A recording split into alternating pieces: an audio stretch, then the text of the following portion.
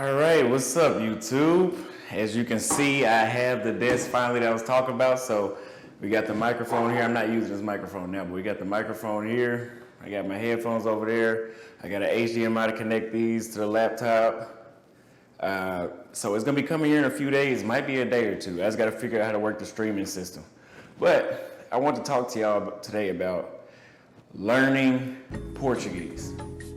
Let's talk about learning Portuguese. So do not plan on relocating or going to these other countries without planning to learn their language. Because translator in Brazil, the translator worked very well from my friend because he didn't know Portuguese. I don't think he still does either. But it worked well for him, right? And that's cool, but let's be honest. If you're gonna be down there for 6 months, 7 months, if a chick came to the United States from Brazil and we had to communicate with a translator, and she's not gonna learn English, I'm not gonna learn Portuguese, that's not gonna last too long. That's not sustainable. So you need to pick up the language. I know how to speak Portuguese, English. I might be picking up Spanish here soon.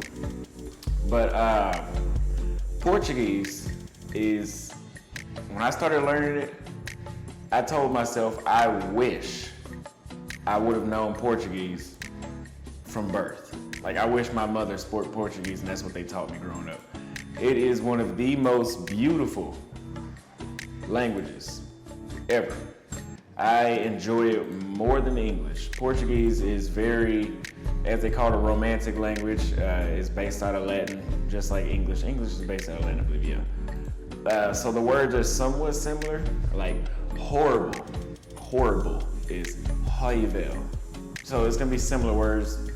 It's similar to Spanish, similar enough for somebody in Spanish that speaks Spanish to think that they know someone that speaks Portuguese what they're talking about. I've heard that people that speak Portuguese can understand Spanish and people that speak Spanish cannot understand Portuguese. Because I don't know for sure, but this is just out of guessing. I think that Portuguese may have been made out of Spanish instead of the reverse. But hey, I think Portuguese sounds more fancier. I think it's more upscale than Spanish. I think Spanish is basic. And it might be because I'm from Texas and I still live here. And this is our Spanish is our secondary language in Texas. Now, what did I use to learn Portuguese? I used Duolingo. Duolingo is an app that's on the iPhone and the Android. It kind of turns learning another language into a game, right? So like, it does like the matching flashcards. It makes you fill in the words, sometimes in English, sometimes in Spanish, sometimes in Portuguese. So it'll have the sentence and say, translate this to English, or say, translate this to Portuguese. So you're gonna learn, and it also reminds you, it emails you. It has like these little freezes where it kind of encourages you to keep a daily streak. And I would encourage you to practice on Duolingo, practice every single day for 1 hour to 2 hours. In a month, you will be confident to have a minimal level conversation. But now I can pretty much, when I go to Brazil, I can talk to somebody for an hour, 2 hours straight. I might not know every word, but most words I know about now. I would know all the words, but I kind of lost my discipline about 60 to 75% through the course. I'm almost done, but I haven't. I need to finish it. But Portuguese, yeah. So difficulty, I would say, on learning that language. If you're coming from English, it is very difficult. The most difficult part is learning how to organize the words, right? So they wouldn't say, whose car is that? They would say, car of who? Or this is my mother's house. Or they would say, in Portuguese, this is the house of my mother. The boyfriend of hers, instead of her boyfriend. So remembering those words to use is not hard, but it's just remembering how to organize those words. Another thing is like, what's your name? What's your name? In Portuguese, it's qual é o seu nome, which means, qual means which. Sometimes it can mean what, but to me, it means which. qual é, which means means it is, it's, it, that. É, o, which means the. Seu, which means your name. So in English, directly translating that is, what is your name?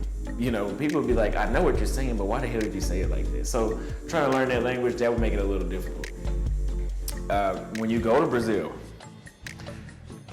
correct me if I'm wrong, I said this probably different in a different video, but I would say 20% of the population there knows English. So you're gonna, if you don't have Google Translate, you have to test your luck and see if you can bump into somebody that knows English, because down there it's either they only know Portuguese or usually it's Portuguese and Spanish. Maybe if you're in Sao Paulo, maybe they might know Japanese too.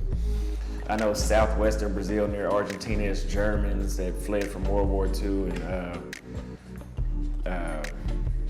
Italians there too. I believe they came from World War II as well. Correct me if I'm wrong. But as far as Rio, English, Spanish, Portuguese, those are the languages I bumped into there. And yeah, so pick up Portuguese. It's a must. Hey, why not be bilingual? I'll say whenever you pick up another language, you become smarter, because automatically you're gonna wanna look up history of Portugal, history of Brazil to learn. So it's gonna make you smarter. And plus, if your brain can retain 2 languages, let's say 3, right? Because I'm black. We speak Ebonics in the United States, which is broken English, just like Creole is broken French. It's gonna make you a lot smarter, you know? And it's impressive. A lot of, most Americans only know English. So, and it's important that you pick up another language. But Portuguese, it shouldn't take you no longer than a year to learn. It's not that hard. Download Duolingo, but most importantly, the fastest way to learn is to go on Instagram, or they have websites where you can communicate with people. But go on Instagram and find a chick in whatever city you're going to in Brazil. Reach out to her. Tell her, hey, I only know X percentage of English. X percentage of Portuguese. Like when I first was learning, I'd reach out and I'd be like, hey, I only know like 30% of Portuguese, but you know, I want to get to know you. And most of the time, they're gonna be cool with that. They're not American women. They don't get turned down by a lot of shit easily. Reach out to them and tell them, like, hey, you know, I want to get to know you. Can we video chat? And as you're learning on Duolingo and you communicate with them, you'll start to practice it. Start to listen to music in Portuguese. If you even want to go a step further, read books in Portuguese. Follow the politics in Brazil or Portugal, and you know, try to just read. You know, you'll pick up on it. You have to involve yourself in Portuguese. I can speak Portuguese fluently. I don't know, like I said, I don't know every single word, but I can be a translator. And if I finished, I'd be a perfect translator. But yeah, so if you are going to Brazil, like I said, pick up Portuguese. It is a must, and you will not regret it. It's a beautiful language. I love it more than English. And you will have a better time with the ladies. Just like a chick that may come from Brazil to here, yeah, we might find it attractive that she doesn't know English, because we don't want the English-speaking women here. We want women that, hey, you don't need to be nothing like American. Whenever I go to another country, I don't want you to speak English. Don't remind me of the United States at all. So of course, if she came here and she knew knew English, it would make it easier for her to communicate with men. But hey, don't fuck with me if you speak English. Not as your primary language, okay? And if you haven't been out of the country, once you get out of the country, like even dudes in my Facebook group, we were talking about American women, some photo I posted, and there was a dude that left a comment that said women that speak English, and he put a thumbs down. Hey, I feel the same way. English is a turn off. English is a turn off. Stay away from English. I mean, look at all the English-speaking countries. In Australia, they have a similar movement to the feminism and all that. England, South Africa, I'm not too sure about them. I know Canada. I heard Canada is just like it is here, which I think it is. It's very similar. They speak English. They're Anglo-Saxon as well. I know originally they were taken over by the French, but the British took them over. Any Anglo-Saxon, I think, is the problem. That's where all the countries that are stemming to feminism or started the feminism, probably they're Anglo-Saxon. So yeah, practice your Portuguese, Spanish, French, whatever you need to do, wherever you're going. The colonist languages are German, English, French, Portuguese, Spanish, Dutch. You learn those languages, you can go just about anywhere in the world. Just about anywhere in the world. You can go anywhere in Africa, anywhere in South. There's only 3 languages spoken in South America. 3 big languages. North America, same thing. So yeah, if you learn those 5 languages, I think it was 5, you can go anywhere, and you'll be good with women all across the globe. So if you found this informative and you need to go download the Duolingo app, I'll put it in the bio here. Download Duolingo and learn Portuguese. Do not go to Brazil just to bang broads, as Dennis Rodman said, but it's true. Don't go down there just to fuck. You need to learn that culture too. I'm saying this, I haven't even seen the Christ the Redeemer, but I've done some touristy things, but that's the main thing. But I enjoy the people more than the tour. I enjoy the people and the views more than the historical. I love history too, but but Christ the Redeemer, I'll go see it one day, but whatever.